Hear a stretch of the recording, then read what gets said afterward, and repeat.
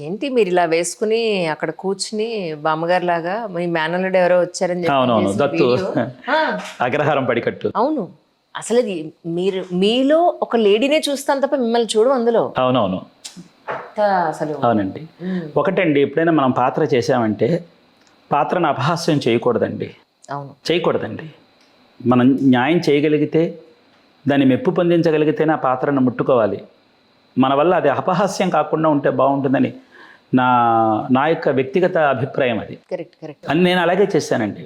నేను ధూమావతి అమ్మవారిగా వేశాను, దశమహావిద్యలు ధూమావతి అమ్మవారి పాత్ర వేశాను, నిర్మలమ్మ గారు చేశాను, జానకమ్మ గారు అయితే కోకొల్లలుగా చేశాను, సూర్యకాంతమ్మ గారు చేశాను, కేబి సుందరాంబళ్ గారని తమిళనాట, ఆవిడ సుప్రసిద్ధ సంగీత గాయకురాలు వారు.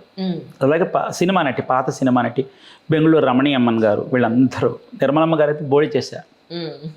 ఇవన్నీ చూసి ఆ దర్శకుడు నన్ను ఏడాది నుంచి అబ్బాయి ఇది మీరే చేయాలి, మీరే చేయాలి, ఇది మీరైతేనే చేస్తారు, నేను మిమ్మల్ని ఆ విధంగా ఊహించుకున్నాను, ఈ తల్లి కొడుకు పాత్రలో మీరు చేయగలుగుతారని. పాపం అబ్బాయి ఆ విధంగానే ఏడాది నుంచి చేసి ఇప్పుడు మన పిక్చర్ ఇప్పుడు స్టార్ట్ చేశాడు. ఇప్పుడు ఆ షూటింగ్ నుంచి వచ్చాను అనమాట. Okay okay.